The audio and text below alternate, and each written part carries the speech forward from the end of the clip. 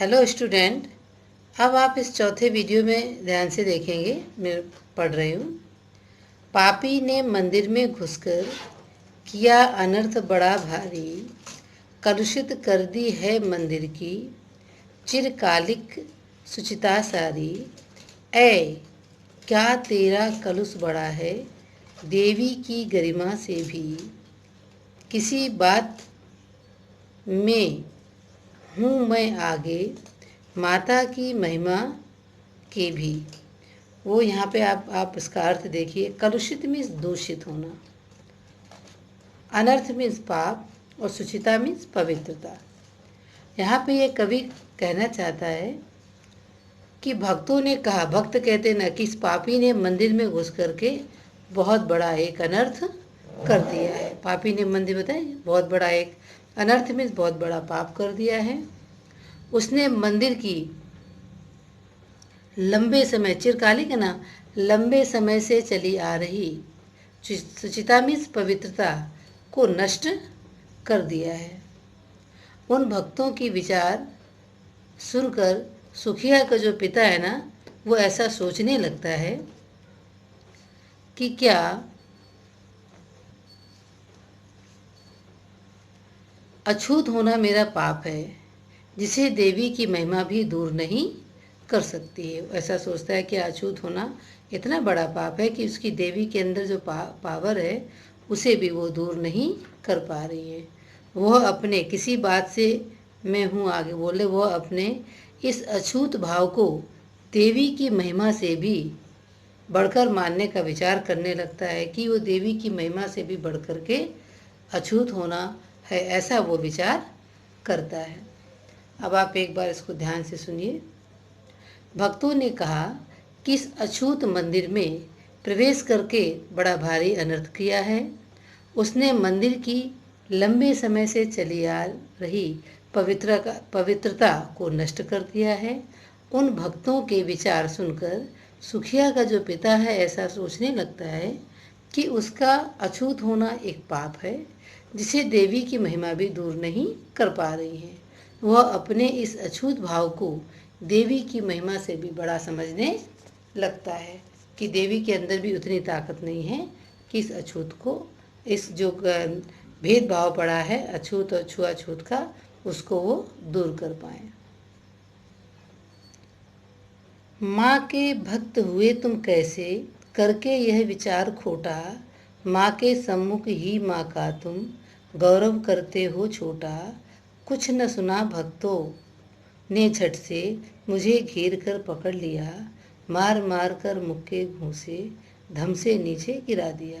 वो अपनी दुर्दशा का वर्णन करते हुए बोलते हैं, कह रहे हैं कि देवी की आराधना जो करने वाले, क्योंकि तुम माँ के भक्त हो, तुम देवी की जो आराधना करने वाले लोग भला ऐसा घृणित तुच्छ खोटा विचार या तुच्छ विचार कैसे कर सकते हो।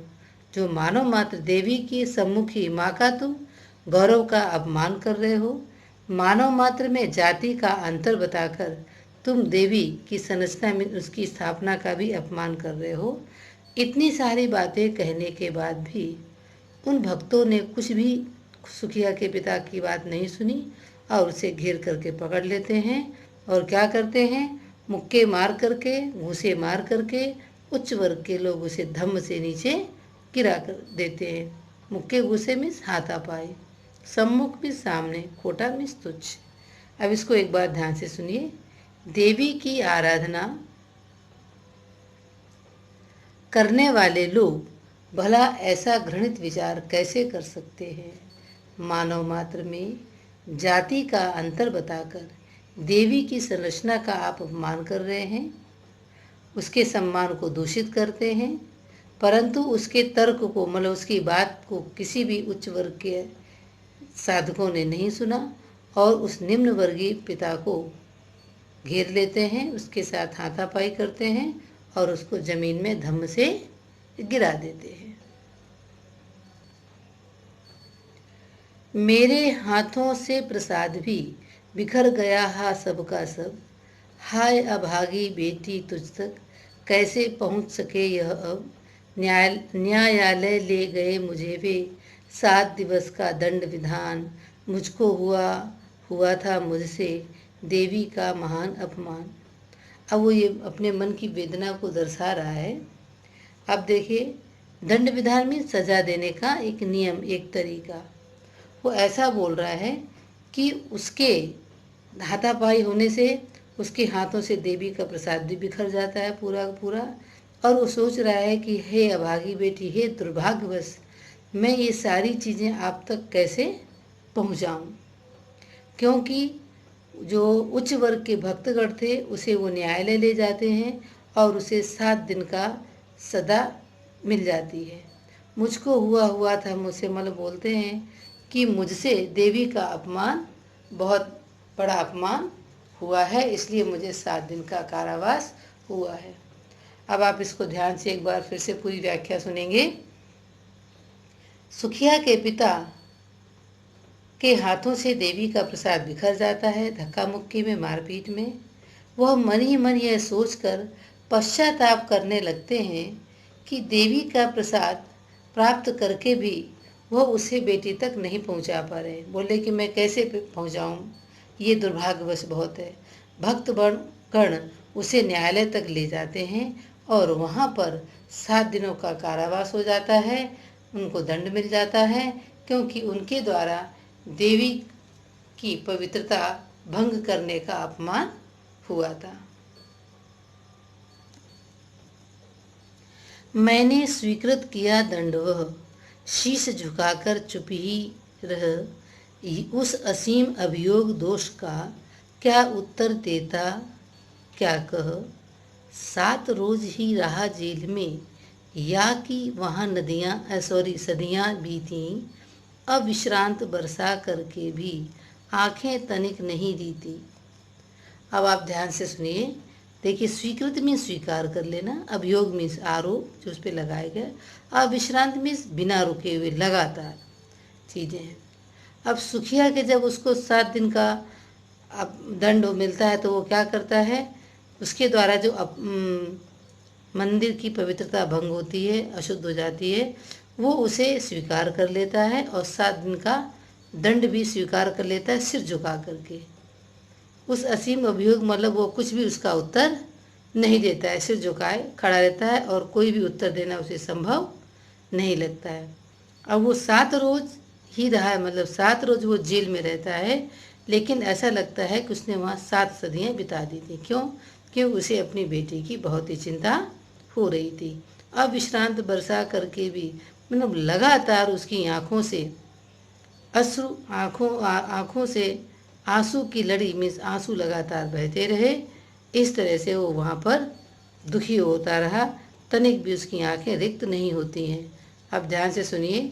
सुखिया के पिता ने सिर झुकाकर दंड स्वीकार किया, क्योंकि उस पर जो व्यर्थ आरोप लगाया था उसका उत्तर देना उसके लिए संभव नहीं था। वह 7 दिनों तक लगातार कारावास में कैद बना रहा। पुत्री की चिंता में और उसके वियोग में वो 7 दिन तक लगातार आंसू बहाता रहा था। फिर भी उसकी आंखों में ये आंसुओं से रिक्त नहीं होती हैं, मीन्स लगातार वो रोता रहता है। बादल भी 1-2 घंटे के लिए थम जाते हैं, लेकिन उसकी आंखों से आंसू लगातार बहते रहते हैं। दंड भोगकर जब मैं छूटा, पैर न उठते थे घर को, पीछे ठेल रहा था कोई, भय जर्जर तनुपंजर को। पहले किसी लेने मुझको, नहीं दौड़कर आई वह, उलझी हुई खेल में ही हा, अब की दीन दिखाई वह। यहाँ वो बता रहे हैं जब 7 दिन का वो दंड भोग करके वापस आते हैं तो उनके पैर एक आशंका से, डर की वजह से घर की ओर नहीं उठ रहे थे। एक उनके मन में ऐसा डर समाया था, भय से कांपते हुए जो उनका जो शरीर है वो भय उनको पीछे की तरफ ढकेल रहा था, आगे की तरफ नहीं बढ़ पा रहे थे। अब वो देख रहे हैं कि पहले जब वो दरवाजे पे पहुंचते थे तो उनकी बेटी उन्हें दौड़ कर लेने आ जाती थी, लेकिन अभी आज वो दौड़ करके नहीं आई है। और बोलते हैं कि वो कहीं खेल में उलझी है। वो चारों तरफ नज़र दौड़ाते हैं, लेकिन वो कहीं पर खेलती हुई दिखाई नहीं देती है। फिर से आप देखिए एक बार ध्यान से।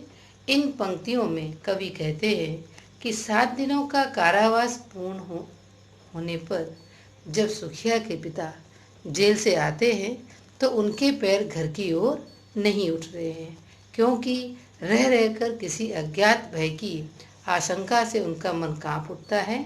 उनको लगता है मानो कोई भयभीत शरीर को लगातार पीछे खींचता चला जा रहा है। घर पहुंचने पर पिता को लेने के लिए वो बाहर नहीं आती है और न ही बच्चों के बीच में खेलती हुई दिखाई दे रही है।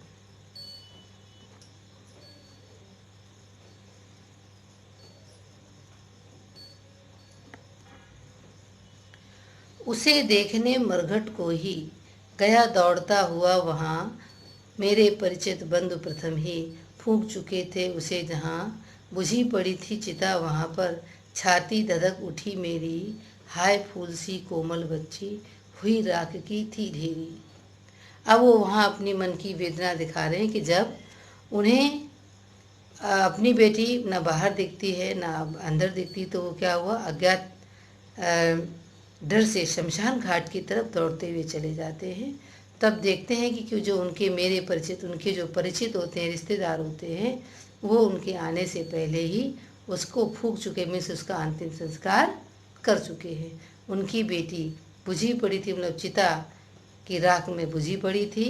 छाती धधक, मतलब उनके मन दिल में एक चिंता की आग, चिता की आग धधक उठती है। हाय फूल सी, मतलब उनकी प्यारी सी बच्ची वो एक राख की ढेरी में बदल जाती है। अब आप इसका देखिए। जहाँ पुत्री की लालसा से सुखिया के अभागे पिता ने मरघट को जाना भी स्वीकार कर लेते हैं, परंतु वहाँ अपनी पुत्री के अंतिम दर्शन वो नहीं कर पाते हैं। उनके जो परिचित बंधुगण हैं वो उसका अंतिम संस्कार कर चुके थे और उसकी चिता बुझी हुई राख को देखकर वो शोक संतप्त हो जाते हैं। उनका हृदय जल उठता है। फूल के जो समान कोमल सुखिया का जो काल कवलित होकर भी राख की ढेरी में बन चुका है। इस तरह से वो बहुत ही दुखी हो रहे हैं। अंतिम बार गोद में बेटी तुझको ले न सका मैं, हाँ एक फूल माँ का प्रसाद भी तुझको दे न सका मैं, हाँ। वो इतने पश्चाताप करते हुए बोल रहे हैं कि आखिरी बार मैं अपनी बेटी को गोद में भी नहीं ले सका, उसे प्यार नहीं कर सका और उसकी जो आखिरी इच्छा थी उसको भी मैं पूरा नहीं कर सका। देवी के प्रसाद को, उनके चरणों में चढ़े हुए फूल को मैं उसको नहीं दे सका। अब आप ध्यान से सुनिए।